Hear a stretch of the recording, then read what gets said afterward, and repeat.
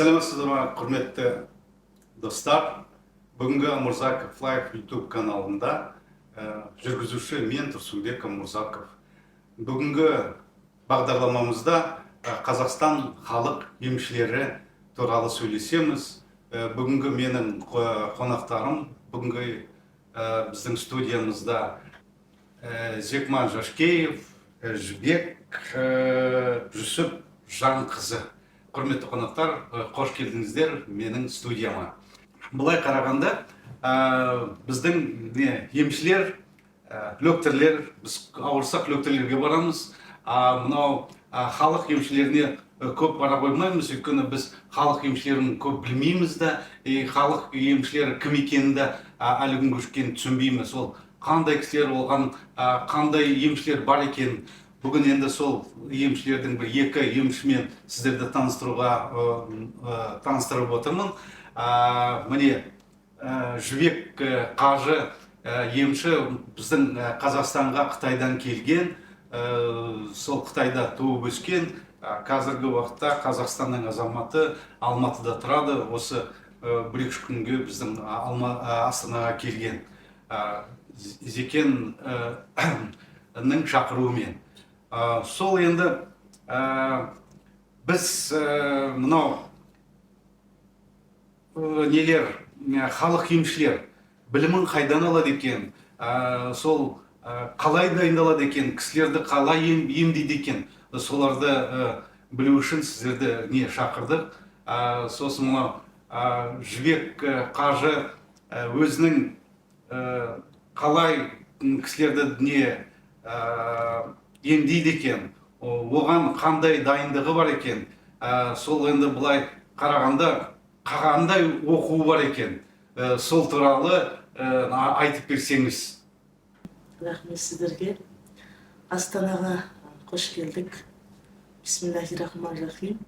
Әрине өте орынды сұрақ. Сондықтан менің бала кезде оқыған мамандығым басқа, өзімнің қызығушылық арманымен осы өте бойдақ Тілеуқабылұлы атамыздың шипагерлік баяны арқылы қызығушылығым артып, біріншіден медициналық жүйеге, адам денсаулығына, емшілік қасиетке осы кітаптың арқасында келдім. Өзімнің арманым. Басқа емшілерді мен сынайта алмаймын, өйткені мен де адаммын, мен де ет жүректі пендемін, біреуді қатайтудың қажеті жоқ. Әркімнің өзінің еті, өзінің жүрегі. Бірақ менің арманым сіздерге біздің ата-бабаларымызда алаш шаңырағында не түрлі қасиетті жандар өткен. Біріншіден айта кетейік. Мысалы, Абай атамыз. Оның әжесі Зере дәресіз емізбеген Абай атам. Солай ғой, дәресіз емізбеген, таза баққан деген сөз. Абай атамыз мінекей ақылиясымен дүниені бағындырып отыр. Ал сол сияқты сол кісінің бір парымына шипагерлік баяндағы өте бойдақ Тілеуқабылұлы атамыз деген 60 жыл бала көрмей, үй көрмей, әйел алмай, ыстық төсекке жатпай, мына 60 жыл дала кезіп, біздің қазақ даласындағы 4577 түрлі рецепт жазып кеткен. 4577 рецепт, мынау кітап. 1108 түрден дәрі шөпші ұтқысын нақтылы жазып кеткен. Егер біз сол кезде мына кітабымыз баспаға берілген болса, яғни мына кітабымыз 1466 жылы Жиренше ханның тұсында жаңа қан жарылып береді. Бізде аурулар көбейді, мұртау ауруы, мынау жаңағы балалар туылма аурулар, туыстық қарым-қатынаста некеден болатын аурулар. Сол үшін сен мынаған шипа жаса дейді. Сол кезде осыны 1473 жылы бұл кісі жазып болады. 15-ші ғасыр. 14-ші ғасыр. Жазылып бітіп енді баспаға беретін кезде өкініштісі біздің бағымызға сыймай, сол кезде қазақ даласында қуғын сүргіннің себебінен соғыс болып кітабымыз жаға өртеліп кетеді. Қызыл қорғаушылар жағынан. Соныменен қалдырын ғана сақтап қалған жерге көмген. Жерге көмген құнды мұра біздің 20-ші ғасырдың 90-ші жылдарында ғана мына қол жазба бізге бағымызға, қазақ даласына енді Қытай Халық Республикасындағы Құлжа Текес Шилөзек деген жерден қазылып алынды. Онда қандай сақтады? Сіз сияқты бір ардагер, қазақты сүйетін, ұлтын сүйетін, ұлтының намысын жібермейтін, денсаулығын ардақтайтын бір жігіт сақтады. Нұртай 5 ғасырда. алтынды дейді. Жерге, топыраққа, жаман жерге 100 жыл көміп қойса да алтын қалпын сақтайды дейді. Жаманды, мысты, темірді алтынға орақ қойса да ол алтын бола алмайды дейді. Біздің алтынымыз міне қолға келді. Содан маған 17 жасында мектеп бітіргеннен кейін Нұрданбек Жылқайдар деген кісі, әкемнің досы, Құранды жатқа білетін. Келді, содан кейін әкеме бір кітаптарды берді. Әкем маған табыс етті. Мынаны балам оқып шығып, тексеріп, көріп, анықтап жазуым керек деп. Біздің тіліміз бір бөлек, көне бұрынғы түрки тілде болады. Мысалы, қазақта олар Жиреншақанның тұсында атты алмауыт, мысалы, дүйсенбі, сейсенбі, сәрсенбі деген күнді аттал, бақтал, жаттал, мереке деп сондай айтылады. Содан бұны аударуға берді. 2 жыл аудардым. Мына кітапты аудардыңыз. 2 жыл дегенде аударып әкеме алып келдім бір күн. Қай тілде аудардың, қай тілден аудардың? Өзіміздің төте тілге. Сонда артындағы түсіндірмесін. Мына Шағатай тілі, Шағатай тілі. Бәрі тілі бар, құрама тілдердің. Соны аударған кезде әкем айтты, мынаны тағы деп оқи балам. Одан кейін біздің қазақта үйлену деген 14 жастан асса қыз кәрі болады. Сонымен құдаласып беріп та мен 2-3 жыл жаңағы үйленгеннен кейін кітап қалып қалдым. Ал 19 жасымнан бастап кітапты жаздым ғой. 20-22-24 жасымнан бастап қайта қолыма алып жаздым. Ол Қытайда нұсқасы. Неше жыл жаздыңыз мына кітапты? Мынаны 2 жыл жаздым. 2 жыл жаздым. Сөйтіп бұның диагностикасын бұл кітапта өте ең менің қызыққаным бұл кітапта мынау диагностика қою. Содан кейін дәрігерлер шығып бұл халқымыздың тіл, мәдениет, тарих, философия, психология, астрономия, этнография, метеорология, әскери ғылым, этика, эстетика және жұлдызнама жақтарынан да қыры бар мәлімет. Жұлдызнама дегенді білесіз, астрономия. Сіздің Жұлдызнама. менің ең қызыққаным мысалы бір адамның жылы, жасы, күні. Білесіз, жазады. Мысалы бір жұлдыз аспанда туылса, бір жан иесі дүниеге келеді деген сөз. Содан кейін сол күні кеште туылды ма, сағат 1-де туылды ма. Мына жерде шипагерлік баянда біздің Майқы атамыз дәл түсте туылған. Сағат 12-де. Ал күндізден кейін, түнгі сағат 1-ден кейінгі туылған адамдардың өмірі қысқа деп жазылды. Бағы, соры бәрі. Оны рәсіми зерттеген. Күнді өзі де дөңгелек шеңбер сызып, күн былай қиғаштады, былай қиғаштады. Оның сызбалары, жазбалары. Ол да бір кітап. Оны Құдай бұйырса осы қазақ елінде біз дамытып астрономия ғылымын. Нақ соны дәлелдеп жазып шығуымыз керек. Әзірге жұлдыздықты Қытайлар қатты зерттейді ғой.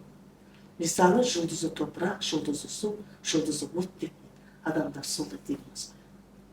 Сіз су жұлдызсыз, жұлдыздысыз, суды жақсы көресіз, теңізді жақсы көресіз, жуынғанды, тазалықты, таза жүргенді қалайсыз ғой? Әрине, әрбір қазақ сондай. Соныменен менің қызығушылығымнан осы сіздер айтқан таңғалған емшілік қасиеті. Мынау енді өте тамаша, сіздің мынау біліміңіз мына кісінің кітабынан алынған сіздің біліміңіз ғой. Осыны оқып, осының почти 5000 рецепті бар, соны оқып, соны қазіргі уақыттаға дейін соны қолданып жүрсіз. Өте тамаша.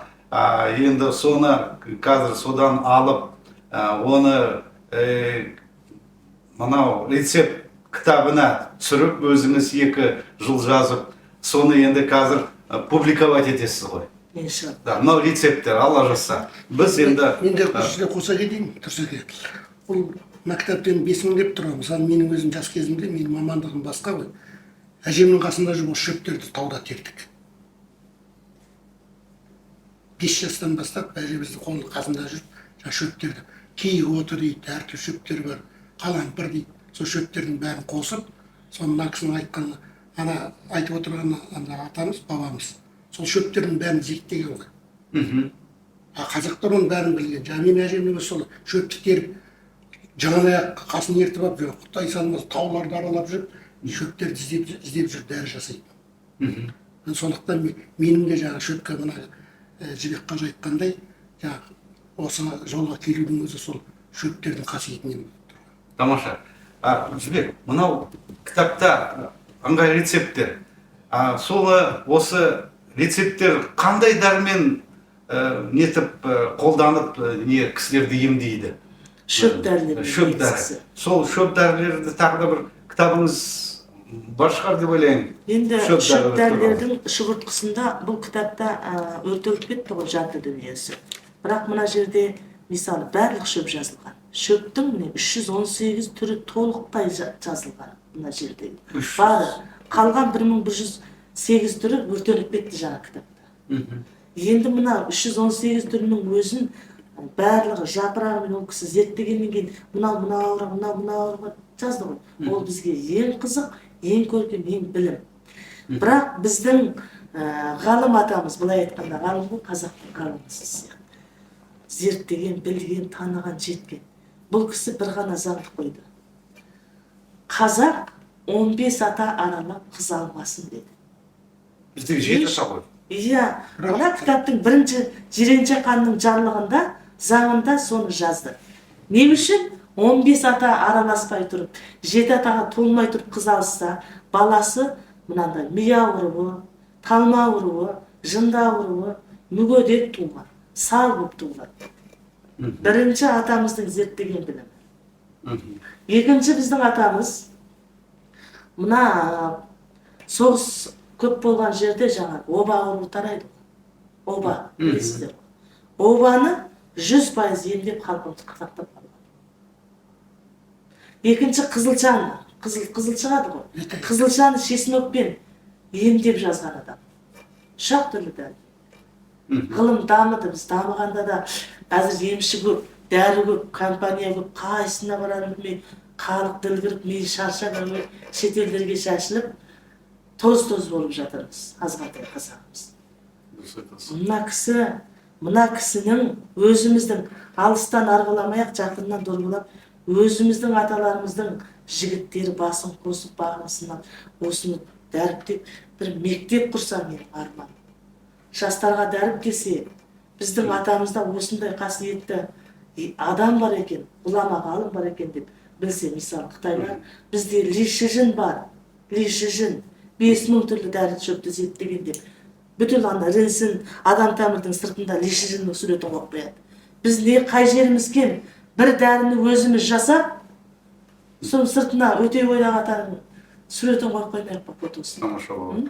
Екіншіден, университеттер ашылу керек. Бізде шипагерлік газетін ашқан Зиядан Қожанова атамызға, мен Қазақстанға келгеннен кейін мені шақырды, қабылдап алды.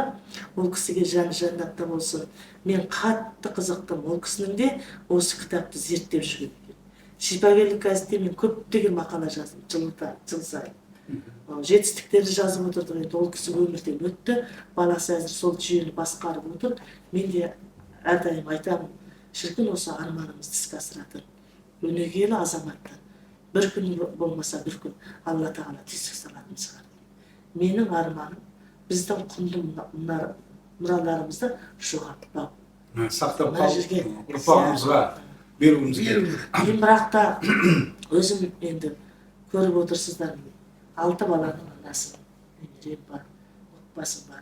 Мен бірде мына кісілер барып таңғалады, қарапайым. Бірде жүгіріп барып сиыр салам, шындығы керек қалып береді. Бірде жүгіріп барып кітап жазам, бірде жүгіріп беріп адам емдеймін, бірде жүгіріп беріп дәрі жасаймын.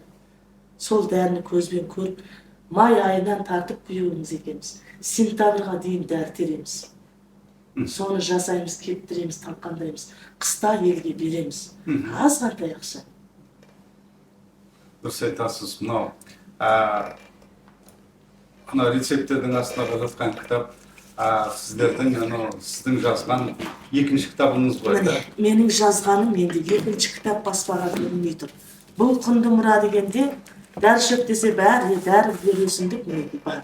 бірақ бұны қайсы ауруға бөлуді білмейді. Мен бұны мына өте атаның дәршігімен былай бөлдім. Сізге дұрыс па бұрыс па енді түсіндіре кетейін. Мен Мысалы. ол саланың маманы емеспін. Енді мамандардан өзіңіз білесіз ғой. Мысалы үнемі қолданылатын өсімдіктерді, сыртқы белгілерді емдейтін дәрілер, ашты, дәмді, салқын райлы ішкі белгілерді емдейтін дәрілер, жөтелді тиіп демікпені басып қақырықты түсіретін дәрілер, мысалы аштөрік дәні, ақбекіре, өгешек, қоңыраугүл, британия қарандызы деген сияқты.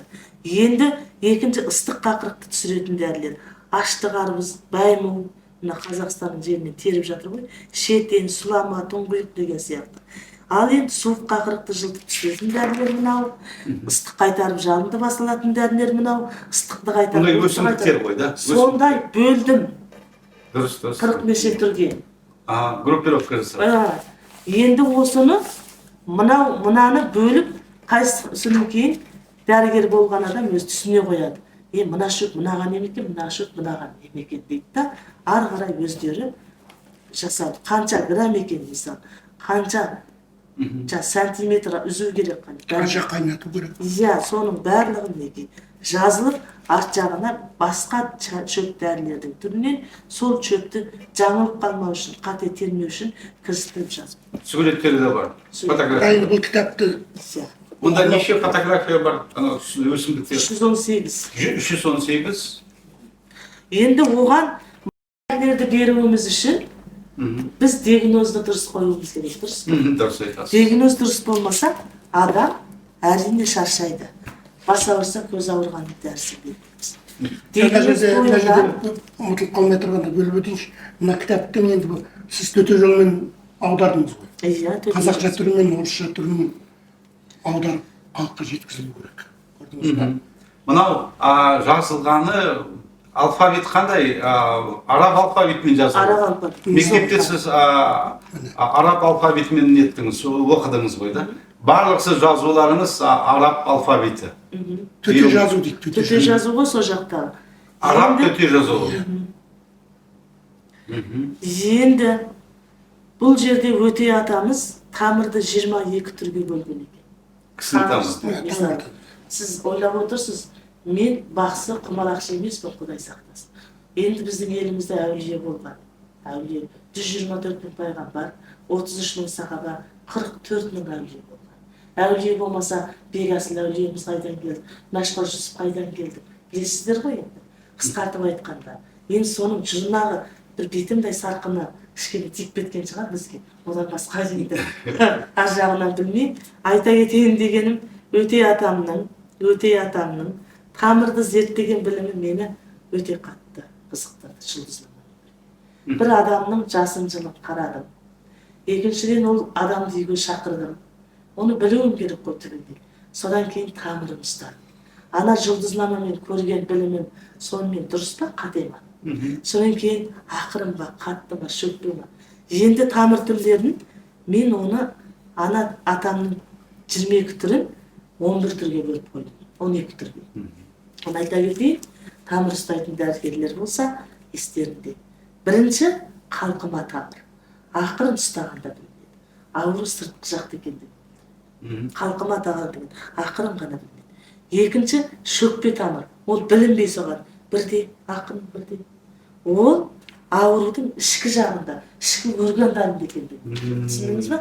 Үшінші сырғақ тамыр. Сырғақ тамыр деген сырғып бірде бүйтіп қайтып желіп өтеді. Ол тамыр ағысы баяу болады, ішкі салқындықты білдіреді. Яғни іште суық бар деген сөз. Суығы асқан деп жатады ол. Төртінші тез тамыр. Тамыр қатты лапылдап соғып тұрады. Ол әрі кернеу болады. Бұл ішкі сыртқы екі жағында да ауру бар екен. Бесінші ауыспалы тамыр. Тамыр ағысы қалыпсыз болады. Қалыпсыз тұқырап бар тамырсыз төс соғады. Бұл мына жүрек ауруы және ішкі орган, бауыр, бүйрек, өт, ішек жолдарында ауру бар екен. Алтыншы тебінді тамыр. Атқалықтап соғады. Екі жағы. Ол тамыр өкпеде ыстық суық бар екенін білдіреді. Жетінші жіңішке тамыр. соғуы қылдай нәзік болады. Бірде білініп бар қайтып жоғалып адам тер басып тұрады. Бұл дегеніміз қан аздық және денеде иммунитеттің жетіспеушілігіне келеді. Содан кейін 8-ші әлсіз тамыр. Тамыр бірде шөгет. Шөгет дегеніміз бұлай алдыға қарай соғып барып, артқа ақырын білмейді. Мына ұстаған кезде. Ол дегеніміз дененің нәр азайғандығы. Нәр дегеніміз қуат. Еркектік, еркектер болса белсіз, әйелдер болса бала көтере алмайтын аурулардың бар екендігін білдіреді. Содан кейін денелер семіз бүйтіп тұрады. Желден. 9-ші кернеу тамыр тез әрі екпінді соғады бір ретте. Ол дегеніміз бұл суық асқан, жылу шығару органдарының әлсірегенін білмейді.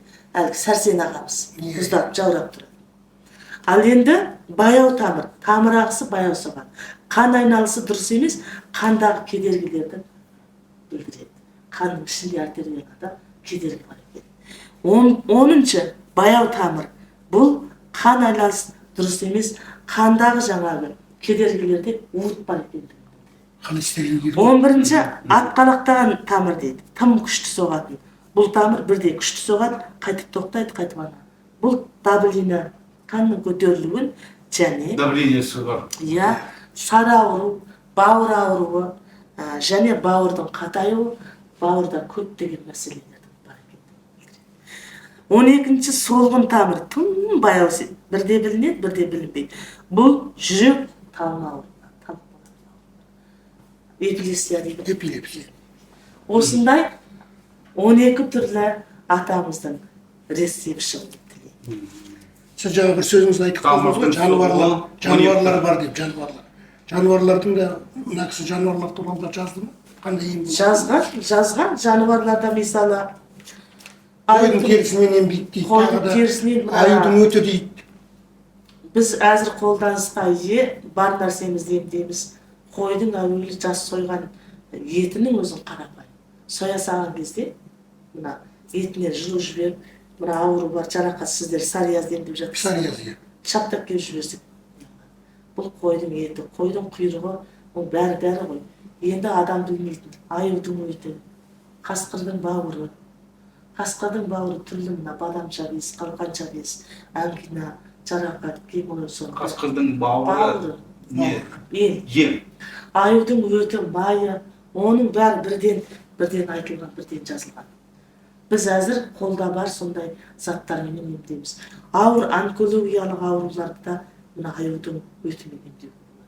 Мұнан кейін көне дәрі алмас кепіреш тутияйын деген улы, дәрінің өзін улы, уытсыз деп екіге бөлінеді. Сол арқылы егер онкологиялық аурулар, без аурулар көбейіп жатыр елімізде.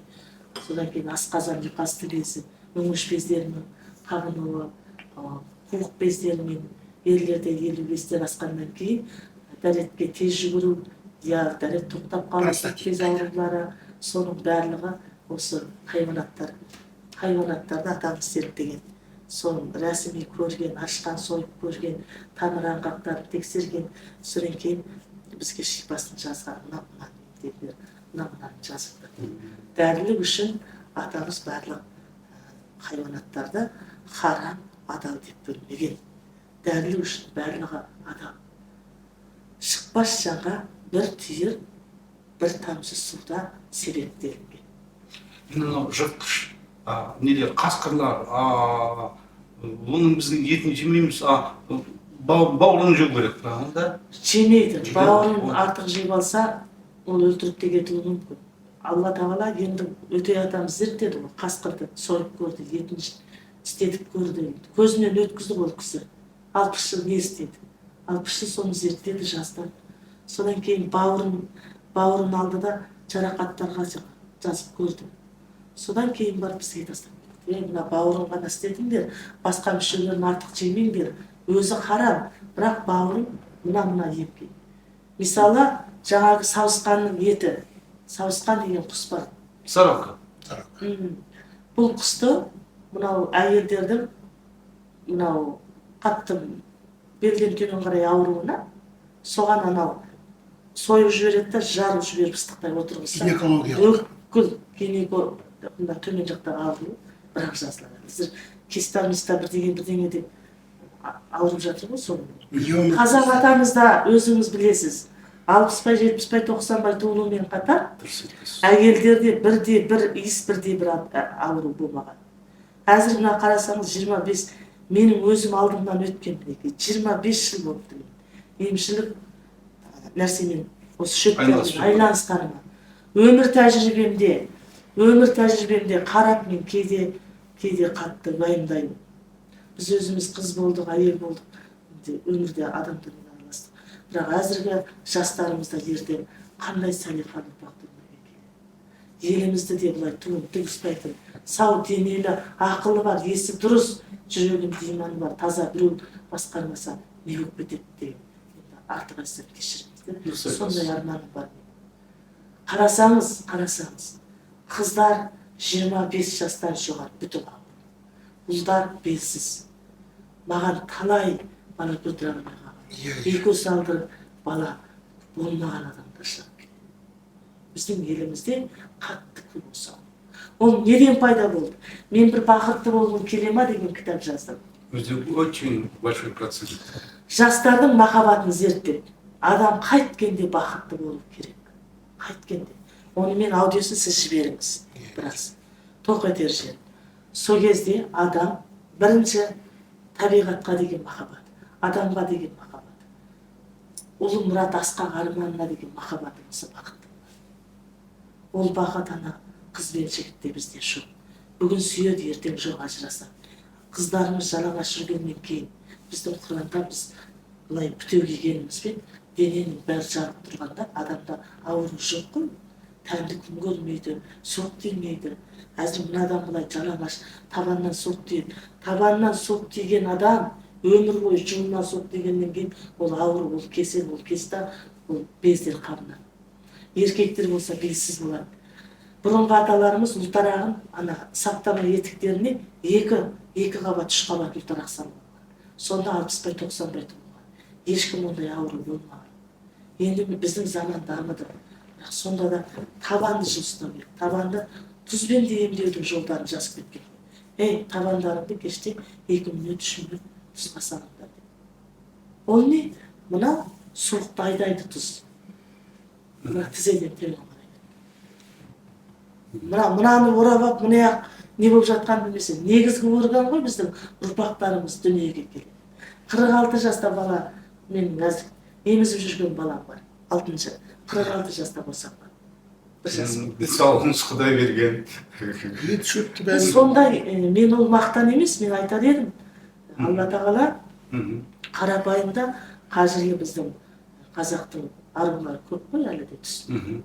Сол қыздарға біріншіден денсаулығын жылы жүрсе, мейлі ол мен жат қоймайым, жарық бей айтпайды деп өздері біледі. Екіншіден жүректеріндегі иман, жүректерінде атамызда имандылықпенен жасап шыққан ғой жаңағы жүректерінде барлықсын.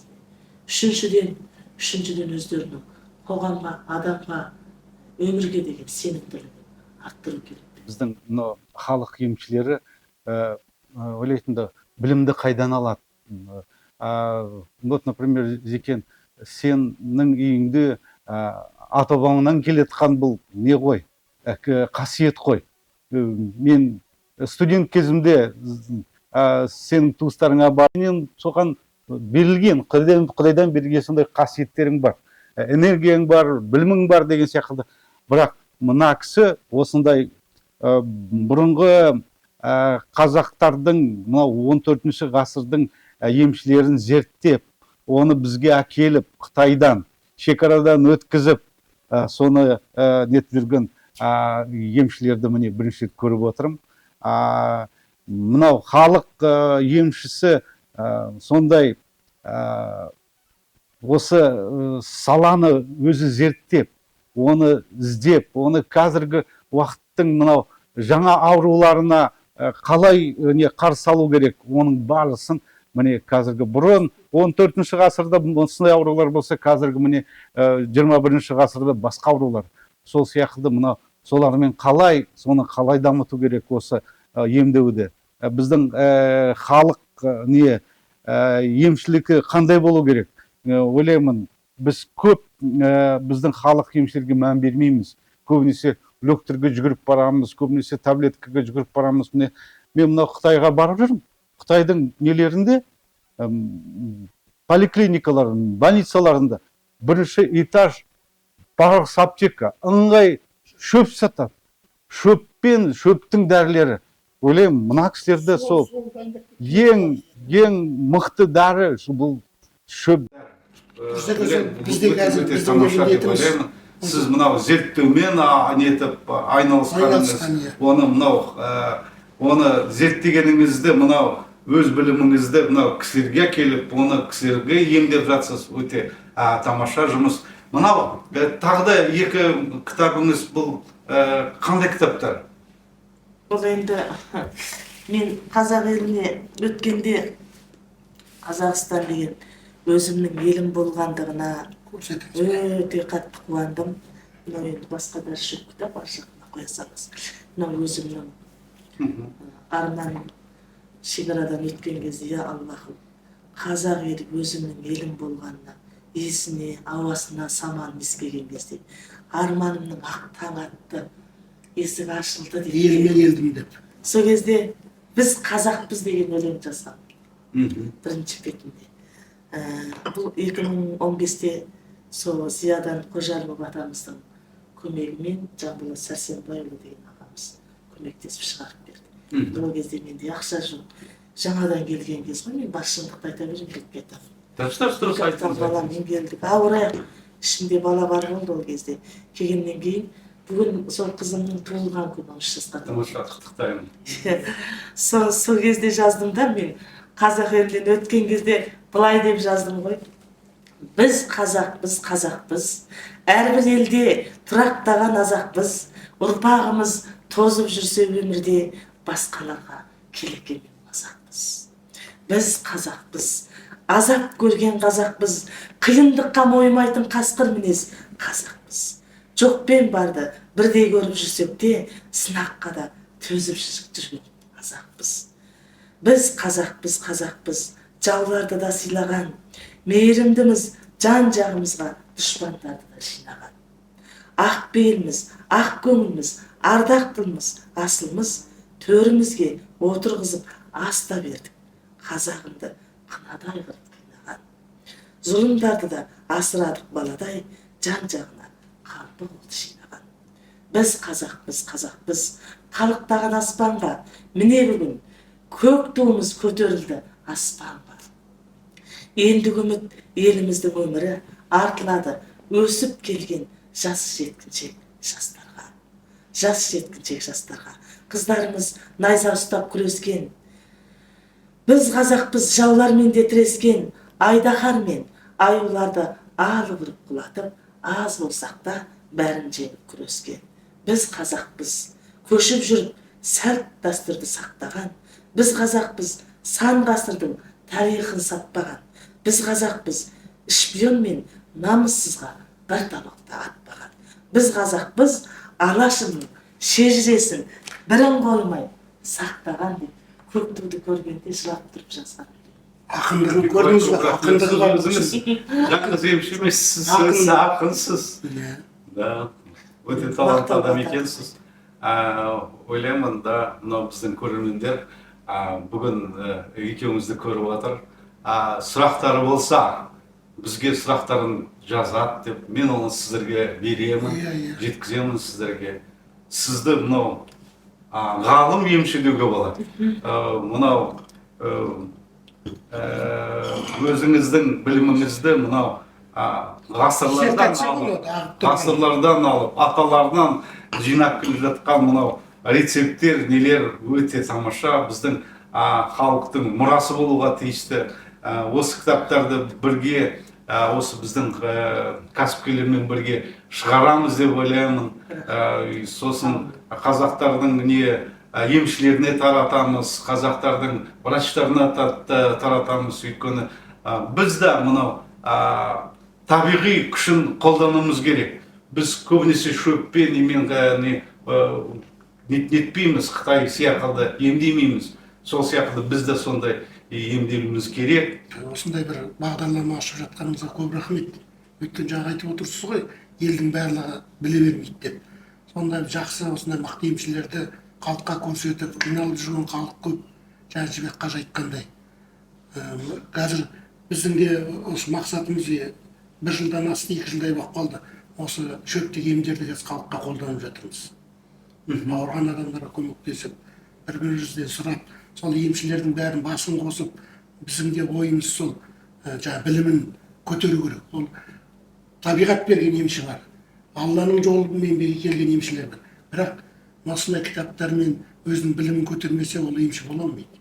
Жан-жақты емші. Дұрыс. Соған сізге рахмет. Осы әрі қарай тағы да емшілерді жинап, солардың бәрін басын біріктіріп, жаңа Жібек қажы айтып отыр ғой, сол әрі қарай мұраны ұрпаққа тастап кету керек. Ал тастап кету деген сөз адамнан қалады ол. Біз қазір қалдырмасақ, ешкім қалдыра алмайды. Дұрыс. Сондықтан бұл кісіге үлкен рахмет, осындай кітапты алып келіп бізге Қытайдан. Қазір енді көптеген нелерді қолданып жатырмыз қазір. Мына кісінің тағы да кітаптары бар дейді ғой. Кітаптар көп, жаңа айтып отыр, жанып кеткен, көптеген нәрселер бар екен. Тағы да кітаптар табылса, оларды да алып келейік Қытайдан. Енді ол Қытай шығарса жақсы. Мынаның өзін айтып отыр. Біздің аталарымыздың кітабы ғой. Тығып әкелді ғой бұл кісі. Қытайлар бермейді. Қытайлар анау біздің қазақтар бар екен, керемет доктор, ғалым адамдар. Оларды бері қарай өткізбейді де олар. Дұрыс айтасың. Өткізбейді де олар. Сондықтан рахмет. Осындай нені жаңадан бір рубрика дейді ғой, ашып халыққа көрсетіп жатқанымызға. Жақсы. Осыдан кейін тағы да сұрақтар болса, мен соны сұрақтарын жинап, тағы да осы бізге берсеңіз болады. Соған жауабын айтамыз. Сол сияқты бір рубрика ашайық десек, ол да жақсы. Өйткені қазіргі уақытта өте қиын заман, мынау былай біздің медицинамыз, мынау дәрі беретін, укол беретін медицинамыз көп нәрсені емдей алмайды. Сол сияқты біздің ата-бабаларымыздан келе жатқан осындай кәсіптер бар, осындай методтар бар, осындай шөптер бар. Жаңа табиғи шөптен, малдың әрбір органдары кісілерге дәрі болады екен. Соларды күллісін емдейтін, соларды білетін кісілер бар екен. Сол сияқты Жібек, Зекен, сіздерге көптен көп рахмет. Ойлаймын, біздің көрермендер біздің каналымызға жазылады, оған лайк қояды деп, осыдан арман қарай, осы темаға арман қарай дамытамыз деп ойлаймыз. Ал бүгін хош сау болыңыздар. Сіздерге көптен көп рахмет.